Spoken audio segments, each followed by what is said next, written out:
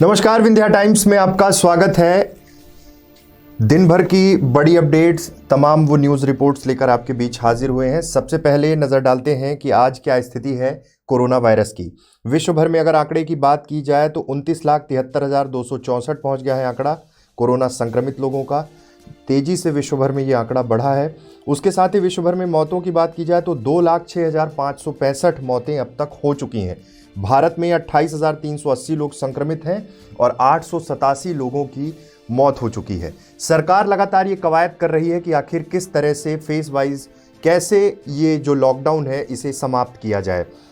दरअसल तमाम राज्यों के साथ आज प्रधानमंत्री नरेंद्र मोदी वीडियो कॉन्फ्रेंसिंग के तहत मुख्यमंत्रियों से चर्चा कर रहे थे और वहां पर यह देखा गया कि ज़्यादातर राज्य फेज के हिसाब से धीरे धीरे लॉकडाउन को हटाने की सिफारिश कर रहे हैं। एक साथ लॉकडाउन हटाना वैसे भी संभव नहीं है क्योंकि जिस तरह की स्थितियां हैं, जिस तरह के तमाम राज्यों में केसेस बढ़े हैं, उसको लेकर सरकारें भी चिंतित हैं।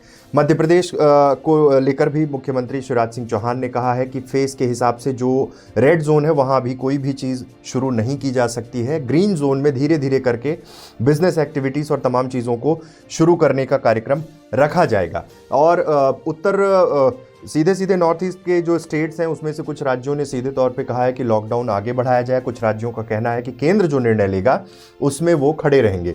साथ ही साथ राज्यों से एक पूरी कार्य परियोजना, एक पूरी प्लानिंग मांगी गई है कि आखिर राज्य बताएं कि किस तरह से, किन नियमों के तहत किस तरह से धीरे धीरे करके लॉकडाउन को हटाया जाए। दरअसल 3 मई के बाद एक संभावना ये भी है कि ग्रीन जोन में कुछ रियायतें दी जाएंगी, लेकिन सीधे तौर पर ये आसान नहीं होगा कि लॉकडाउन को पूरी तरह से हटा दिया जाए। बड़ी चुनौतियां हैं तमाम राज्यों के सामने और राज्य सरकारें जिस तरह से जिले स्तर पर कलेक्टर को जो जिम्मेदारियां दे रखी हैं कि वो पूरी तरह से मूल्यांकन कर किन चीज़ों में छूट दी जा सकती है, किन चीज़ों के कारण सोशल डिस्टेंसिंग का उल्लंघन नहीं होगा, उसी के तहत राज्य के अंदर काम हो रहा है। मध्य प्रदेश की ओर बढ़ रहे हैं। मध्य प्रदेश में फिर से एक बार कुछ मसलों को लेकर राजनीति बहुत तेज हो गई है। दरअसल कांग्रेस के विधायक, श्योपुर जिले की विधानसभा सीट से विधायक हैं, वहां बाबू जंडेल का मुख्यमंत्री को अपशब्द कहते हुए वीडियो वायरल हुआ है। लॉकडाउन का उल्लंघन कर विधायक ने किसानों की सभा को संबोधित किया था। दरअसल पूरा मसला है सलमान्या के साइलो खरीदी केंद्र पर शनिवार को किसान के ड्राइवर से हुई मारपीट के मामले में कांग्रेस विधायक बाबू जंडेल का एक वीडियो सोशल मीडिया पर वायरल हो रहा है। इस वीडियो में वो लॉकडाउन का उल्लंघन कर किसानों की सभा को संबोधित कर रहे हैं। अपने भाषण में वो मुख्यमंत्री के लिए अपशब्द कह रहे हैं। जंडेल किसानों को संबोधित करते हुए कह रहे हैं कि मुख्यमंत्री ने पहले कहा था कि समर्थन मूल्य पर मिट्टी भी खरीद लेंगे। इसके बाद जंडेल अपशब्द बोलते हुए उस वीडियो में दिख रहे हैं। दरअसल श्योपुर में ये जो पूरी घटना हुई, इसके पहले सीधे तौर पर ये आरोप लगे थे, प्रशासन पर आरोप लगे थे। ये कहा गया कि तहसीलदार शिवराज मीणा के खिलाफ किसानों ने आवेदन दिया, मारपीट के मामले में FIR दर्ज करने की मांग की।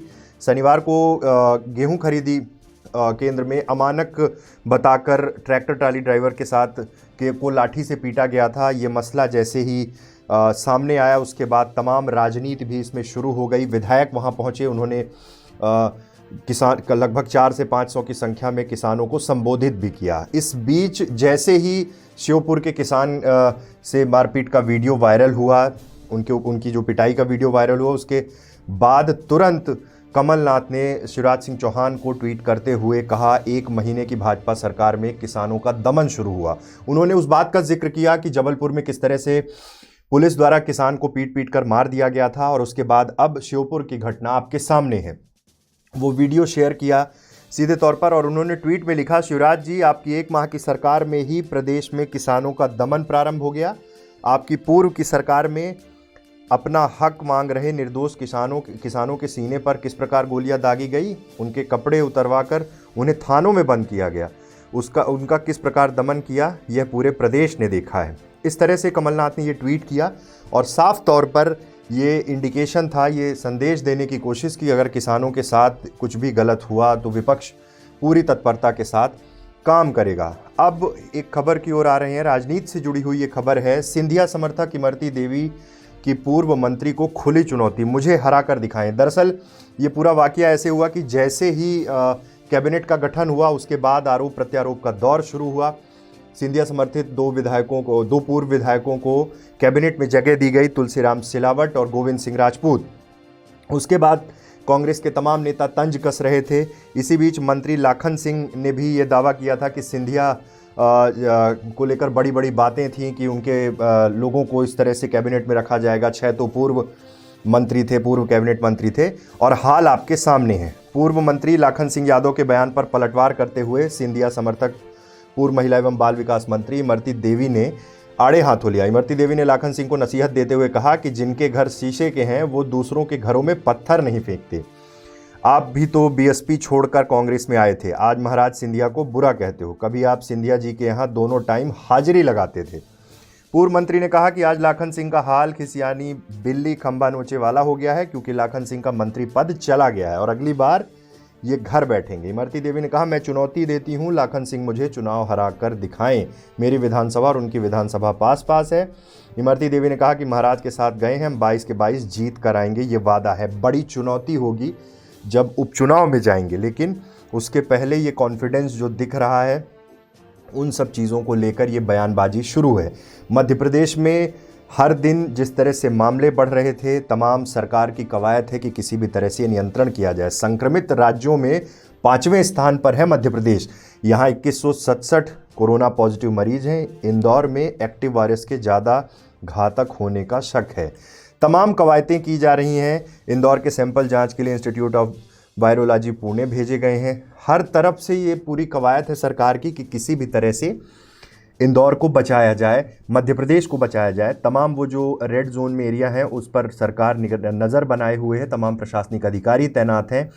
एक मिनी कैबिनेट बनाकर तमाम जिम्मेदारियां सौंपी गई हैं, लेकिन अभी स्थिति को देखते हुए ये स्पष्ट हो चुका है कि सरकार किसी भी तरह का कोई रिस्क नहीं लेना चाहती। सबसे ज़्यादा केसेस महाराष्ट्र में हैं 8068, गुजरात में 3301, दिल्ली में 2968, राजस्थान में 2185, उसके बाद 2167 संक्रमित मध्य प्रदेश में है। ग्रीन जोन सबसे ज़्यादा अभी कवायद जो है सरकार की वो ये है कि जो जिले बचे हुए हैं वहाँ किसी भी तरह से कोरोना की दस्तक ना हो।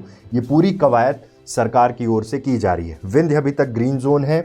यहाँ हालांकि यहाँ रीवा के डॉक्टर सिंगल दिल्ली में एडमिट हैं, कैंसर का इलाज चल रहा है, वो कोरोना पॉजिटिव पाए गए थे।